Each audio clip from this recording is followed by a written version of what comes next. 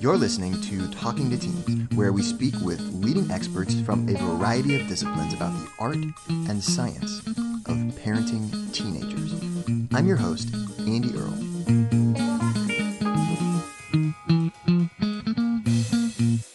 Our guest today is Mattis Miller. He is a clinical social worker and certified cognitive and dialectical behavior therapist with more than 15 years of experience. He's the founder, director, and supervisor of the Center for Cognitive and Behavioral Therapy of New Jersey, and he's the author of The Uncontrollable Child.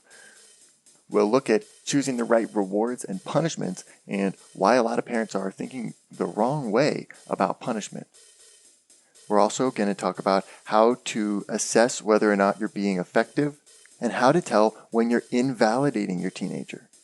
Then we'll look at the opposite end of the spectrum. How do you validate a teen? What do you validate? And we'll talk about how to phrase things positively so that even when you're telling your teenager something bad, it sounds good. Finally, we'll talk about setting boundaries, and we'll look at the specific limiting beliefs that hold parents back from doing this effectively. Really looking forward to discussing difficult children with Mattis today and talking about some practical strategies parents can use to control defiant and manipulative behavior and get teenagers back in line. Mattis, thank you so much for coming on the show today. I just read this book of yours, The Uncontrollable Child. Understand and manage your child's disruptive moods with dialectical behavior therapy skills.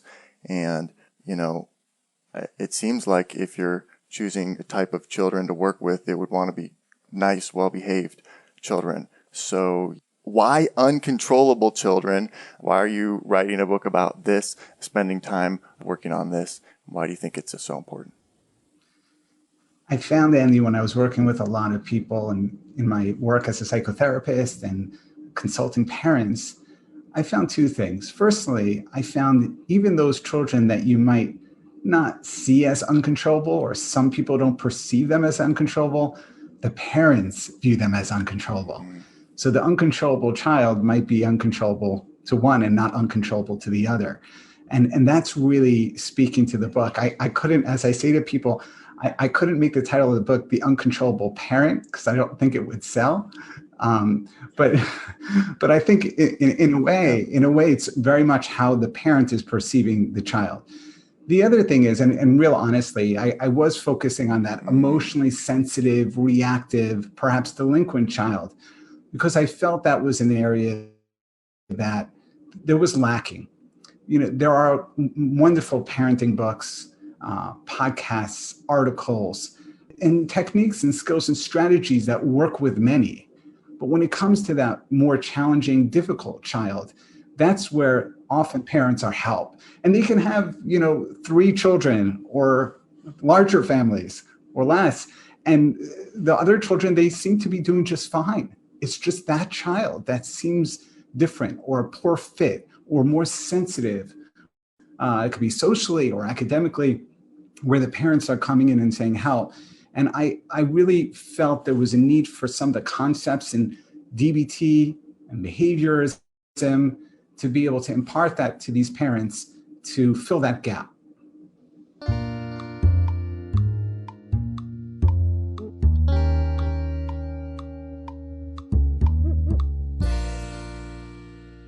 So you talk about DBT, and the basis of DBT is a dialectical.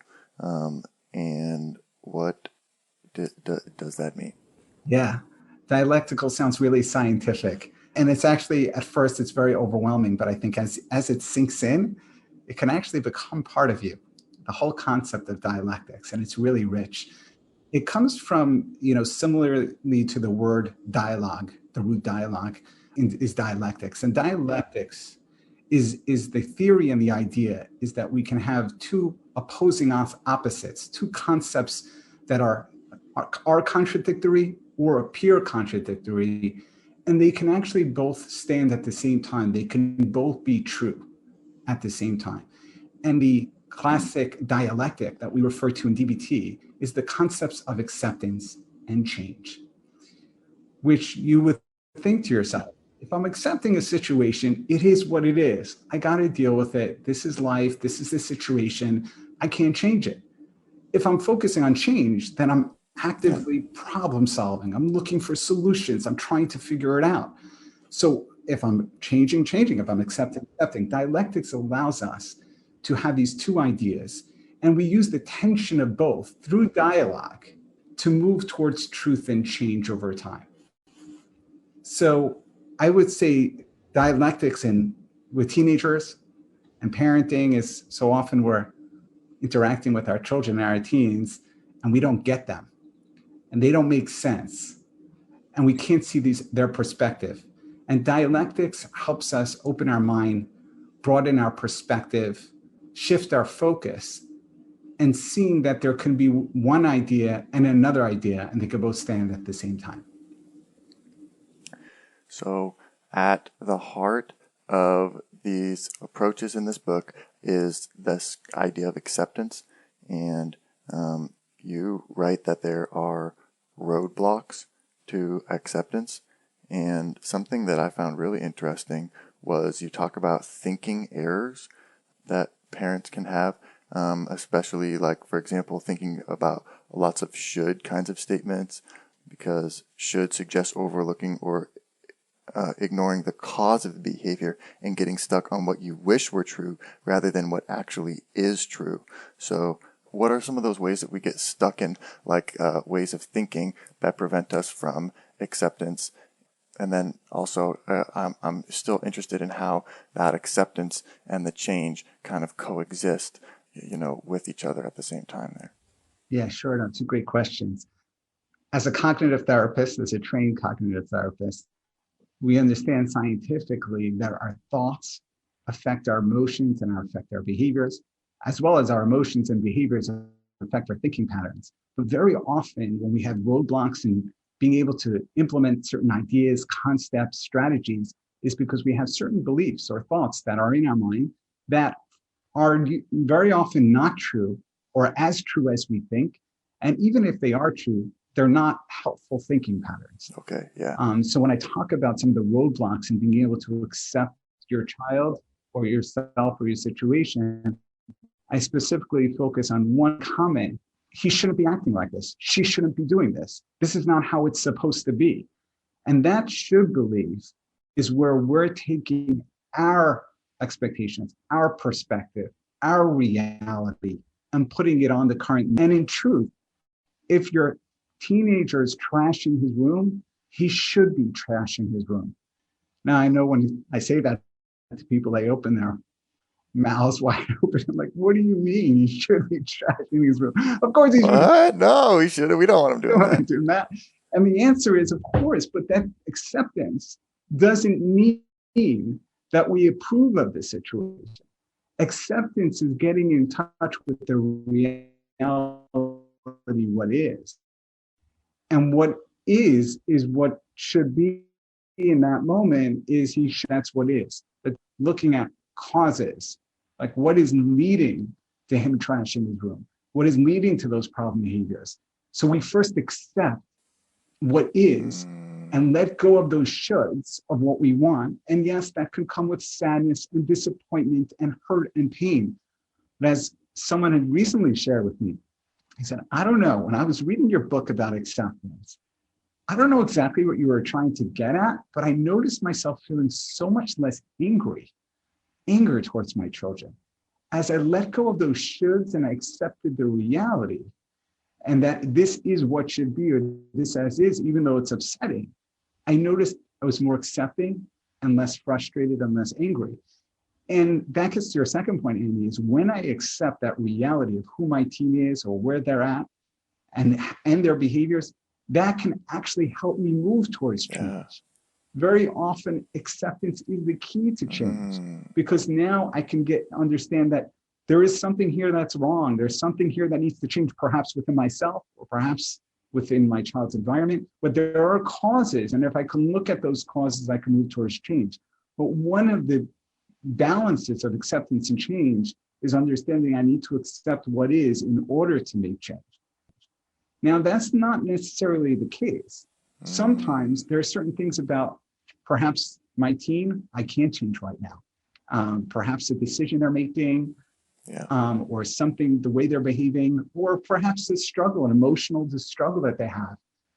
And in such a case, I have to move towards acceptance and accept fully, radically, wholly who my child is. Now, where does that come in with change? Because if I would just accept, I'd say, this is what it is. Can you imagine for a second, like someone would have a trial of chemotherapy? Let's talk about medical for a minute. And it's not being effective.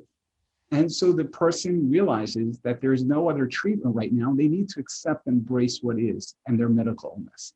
Does that mean if a week later, a new trial comes out that's very promising that they say, oh, no, I'm on the acceptance train right now. I'm not taking no change for me. I'm doing acceptance. Yeah, right. So acceptance and change, just because we're accepting the moment, that doesn't mean at the same time we're open for the next moment to be changed, that perhaps we'll identify something else. It's a constant balance. It's like being a skillful dancer on a dance floor, is constantly going back and forth between that balance of acceptance and change. Sometimes we're more on the acceptance area. Sometimes we're more on the change.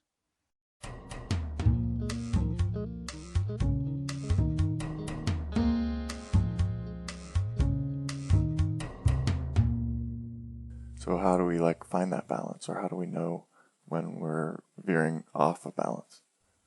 Excellent. And that's where mindfulness comes in. That's where awareness comes in. And mindfulness is the ability for us to take that step back. So often we get so sucked up in our emotion and we keep continuing the same behavior again and again. I like to think of it. I give this example sometimes. It's like the teacher in the classroom. Kids are acting up. Certain child's acting up, teenagers acting up. They throw them out of the class. Why do they throw them out of the class? Well, if you'd ask them, very often they would say, well, this he needs to learn. Like, you have to behave in the class in a certain way. And if they're not going to behave in the class, they'll step out of the class. It's 3 months later.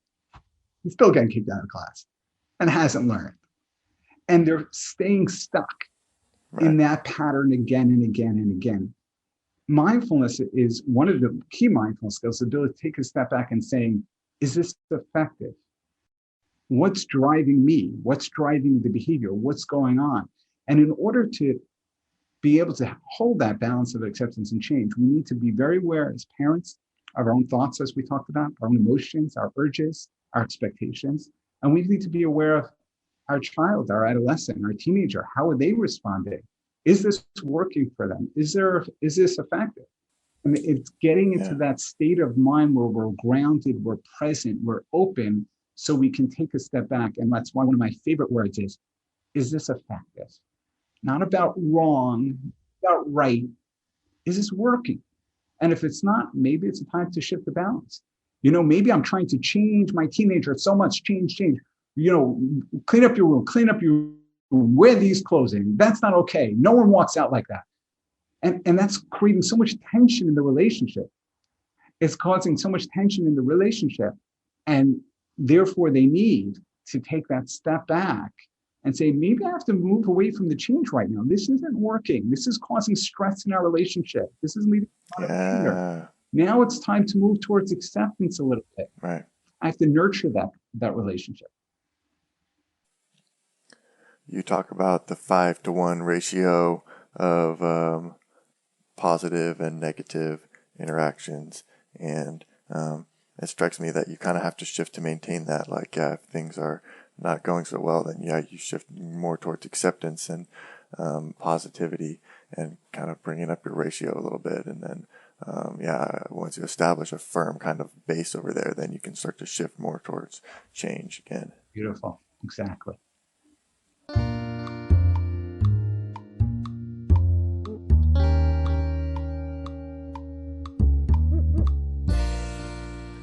You've got a thing in here that I really liked on page 41 that's called Half Smile and Willing Hands. And it's just a little exercise where you put your face into kind of a partially smile and then put your hands up, I guess, like this. And you think this is really a helpful thing for people to master. Why is that? Because what we know from science and research is that our body actually communicates to our mind.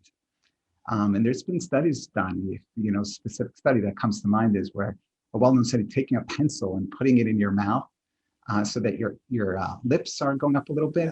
And they had one group had that and another group just a regular passive sort of face. And they both were read some sort of joke or something like that. And the group that actually was making that little bit of a smile actually felt more positivity, even a stronger emotion, because of the way their facial expressions communicate to their body. And why I love this skill, the idea of half smile, rolling hands, is because as a parent, when your emotions are high, it's very difficult to get in touch and mindful with your emotion and your thought process. This is something you can physically do. And often physically doing things is easier than changing thought process or addressing emotion. And you can be sitting there and, you're driving your car and you're taking a trip and your teenager in the back is just, egging on his sister, trying to, annoy her or irritate her or just wants a reaction. And you're sitting there and you're like about to blow. Like, it's an hour and a half.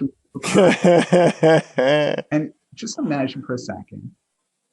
I mean, perhaps you're driving or not driving, but putting that little bit of half smile on your face, not like a grin that doesn't feel real, but just turning up your lips a little bit, opening up your hands slightly, and telling yourself as you're doing that, like, this is what it is. This is who he is. This is what happens when we go on these trips. And I'm not going to change this right now. Even just the behavior, just making that little smile, opening your hands a bit. Try it. You'll see it. It actually can help you move towards acceptance of the moment.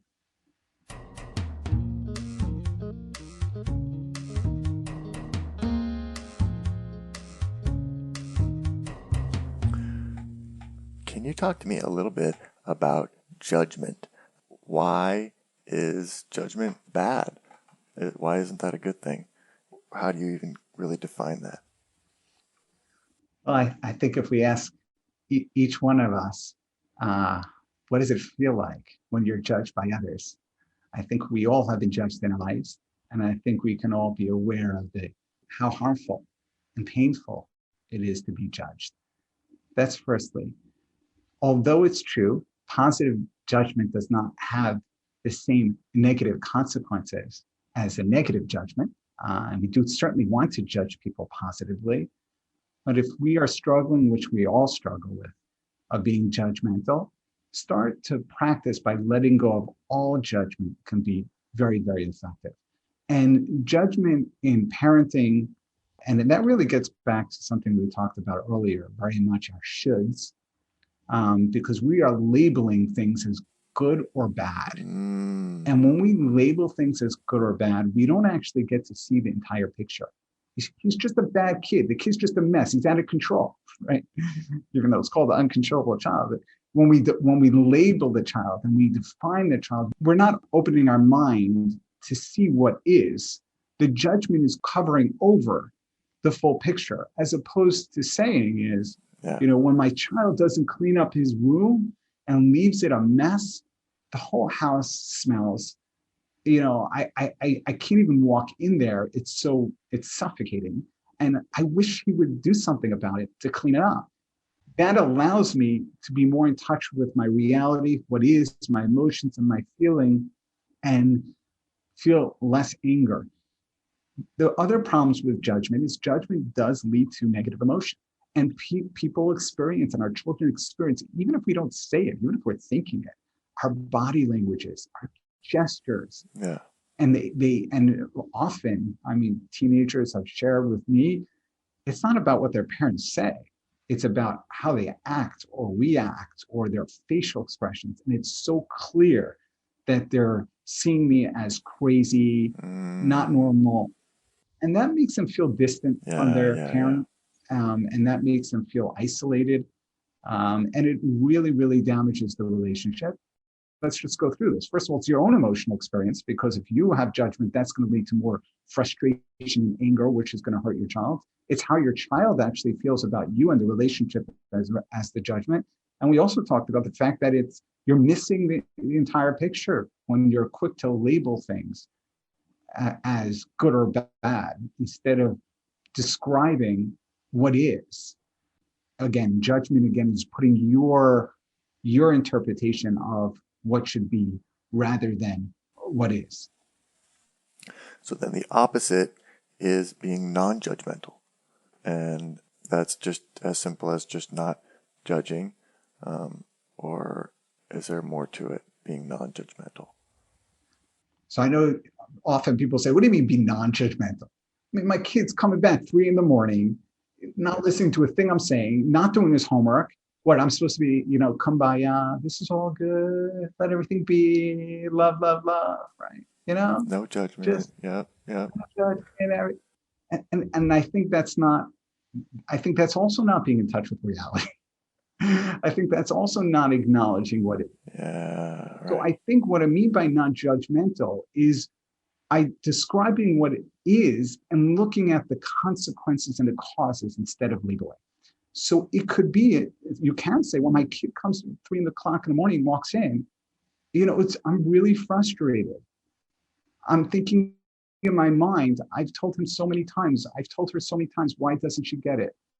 When I see that he's failing and he's not doing his homework and he's not preparing for his exams, I worry about the future. I worry about the consequences of that.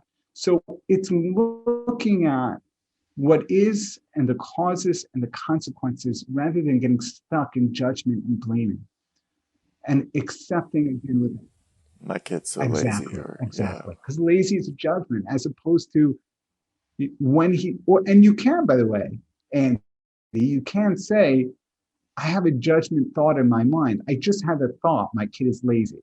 I'm thinking my kid is lazy. Because the thought's real, that's factual. Whether the child is lazy or not, that's what I'm interpreting. Because I bet if you asked Bobby over there, you say, are you lazy? I am not lazy. Just see the kids in my class. You want to know what lazy is, right? Everyone has a different interpretation, and getting stuck into that. Yeah, exactly. It's so easy to get stuck in those things, and we just accept the judgment and then start spiraling off like, how did this kid get so lazy? I don't know. It doesn't even make sense. Like what? And we model such good hard working, and I don't know where we went wrong. And yeah, I was going to say even more so. I love what you're saying, that whole trend of thought. And then you say, when I was a kid, my parents would never let me get away with that. We worked so hard. Yeah, we were never lazy. That was never okay. So it continues to spiral with judgment on top of judgment and negativity. Right. Instead of us acknowledging he is who he is for whatever causes, and there is a cause. Was it me? I don't know. Was it him? Was it society? Is it culture? Is it influential? Is it friends? Who knows? But the bottom line is, this is his behavior. Does that mean we approve of it? No. Does that mean we want to continue? Not necessarily. We don't want to continue. But if we can let go of judgment, take a non-judgmental stance, it's more effective to move towards change. Parents don't realize that. If we let go of judgment, there's more likely that the child will change those behaviors. We're here today with Mattis Miller, talking about how to handle difficult, defiant, and resistant teenagers. And we're not done yet. Here's a look at what's coming up in the second half of the show. There's a lot of research that says even validating and labeling someone's emotional experience actually helps them regulate that emotion. You have to have that ability to take a step back and be aware, present, grounded, and open, and say, am I being that person I want to be? Is this how I envision myself when that cute little baby came into my life? The goal of the punishment is actually to stop the behavior. But you have to keep in mind is punishment is only that effective because the child or the teenager doesn't necessarily learn alternative behaviors through punishment. you have to ask yourself, is that thought process leading to emotions that's going to help me connect to my kid, love my kid, nurture my kid, understand my child? So what I'm saying is, when you notice that thought of laziness and realize maybe it's not such an effective thing, so try to reframe it and modify it to see as, you know what, when my child does that, it makes me think that he's lazy, and I perceive it as laziness. And that behavior is actually creating a lot of problem, because there's a lot of responsibilities that he has that aren't getting done. Because if I walk over to that child and say to him, you know, what is going on with you? You've been so lazy lately. Versus I go over to the child and say, using validation, hey, listen, I know you got a lot of work. I know you're not the motivated type. I know, your sister there, she's motivated. She wants to get into Ivy League college. She's pushing those books. She's taking those AP courses. That's just not for you. I get it. This is your tendency. This is maybe it's your makeup. Maybe you're like grandpa, whatever it might be. But I think you got a lot of strengths. At the same time, dialectics, we need to figure out how to, you have these responsibilities that aren't getting done. So what I'm going to say is, next time you want to go out on the weekend, you got to show me that the work is done before you go out. Perhaps that might be the intervention. So if I get stuck in that judgment and laziness, it's not going to allow me to be able to go ahead. So we're framing that, seeing it non-judgmental will be more effective in moving towards change. Want to hear the full interview? Sign up for a subscription today. You get access to all the interviews I've conducted, as well as new episodes weeks before the general public. It's completely affordable, and your subscription helps support the work we do here at Talking to Teens. Thanks for listening.